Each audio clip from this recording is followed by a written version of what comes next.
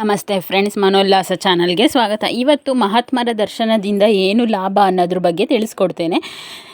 ಪೂರ್ತಿಯಾಗಿ ವಿಡಿಯೋನ ನೋಡಿ. ನನ್ನ ಚಾನಲ್ ಇಷ್ಟವಾದಲ್ಲಿ ನಿಮಗೆ ದಯವಿಟ್ಟು ನನ್ನ ಚಾನಲ್ನ ಲೈಕ್ ಮಾಡಿ, ಸಬ್ಸ್ಕ್ರೈಬ್ ಮಾಡಿ, ಸಪೋರ್ಟ್ ಮಾಡಿ. ಹೀಗೆ ಮುಂದೆ ವಿಡಿಯೋ ಮಾಡೋದಕ್ಕೆ ನನಗೆ ತುಂಬ ಹೆಲ್ಪ್ ಆಗುತ್ತೆ. ನಾರದ ಮುನಿ ಒಮ್ಮೆ ದೇಶ ಸಂಚಾರ ಮಾಡುತ್ತಾ ಕೈಲಾಸಕ್ಕೆ ಬಂದು ಪ್ರಭು ಮಹಾತ್ಮರ ದರ್ಶನದಿಂದ ಏನು ಫಲ ಸಿಗುವುದು ಎಂದು ಶಿವನನ್ನು ಕೇಳಿದರು.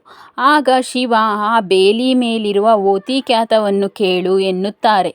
ನಾರದರು ಓತಿಕ್ಯಾತವನ್ನು ಕೇಳುತ್ತಾರೆ.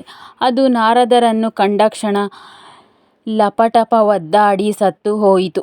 ನಾರದರು ಗಾಬರಿಯಾಗಿ ಮರಳಿ ಬಂದು ನಡೆದ ಘಟನೆಯನ್ನು ಶಿವನ ಮುಂದೆ ಹೇಳಲಾಗಿ, ಶಿವನು ಮರದ ಮೇಲಿನ ಗಿಳಿಯನ್ನು ಕೇಳು ಎಂದು ಹೇಳಿದಾಗ ನಾರದರು ಗಿಳಿಯನ್ನು ಕೂಡ ಕೇಳಿದರು.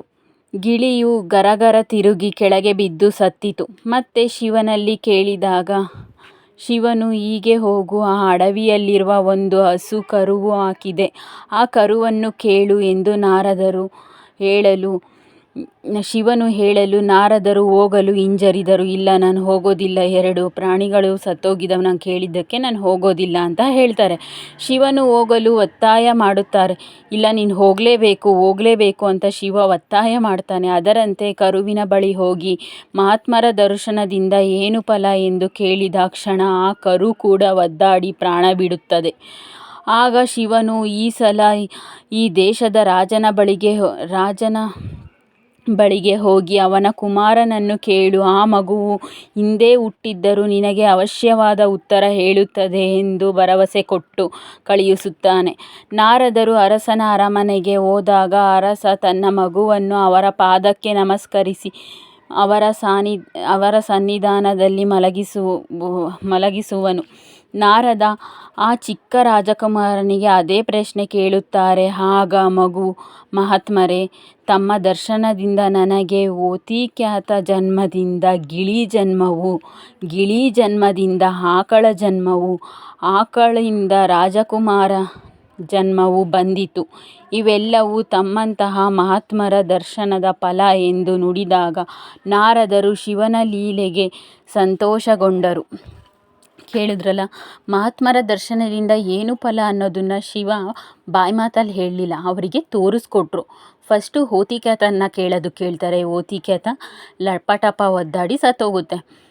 ಆವಾಗ ಓತಿಕ್ಯಾತ ಸತ್ತೋಯ್ತು ಅಂತ ಹೇಳ್ಬಿಟ್ಟು ಗಿಳಿ ಕೇಳ್ತಾರೆ. ಗಿಳಿನೂ ಸಹ ಅದು ಗರಗರ ತಿರುಗಿ ಸತ್ತೋಗ್ಬಿಡುತ್ತೆ. ಆಮೇಲೆ 3ನೇದು ಕರುವಿಗೆ ಕೇಳು ಅಂತ ಹೇಳ್ತಾರೆ. ಆಗ್ತಾನೆ ಹುಟ್ಟಿರ್ತಕ್ಕಂಥ ಕರು ಕೇಳಿದಾಗ ಅದು ಸಹ ಸತ್ತೋಗ್ಬಿಡುತ್ತೆ. ಆವಾಗ ನಾರದರಿಗೆ ತುಂಬ ಬೇಜಾರಾಗುತ್ತೆ.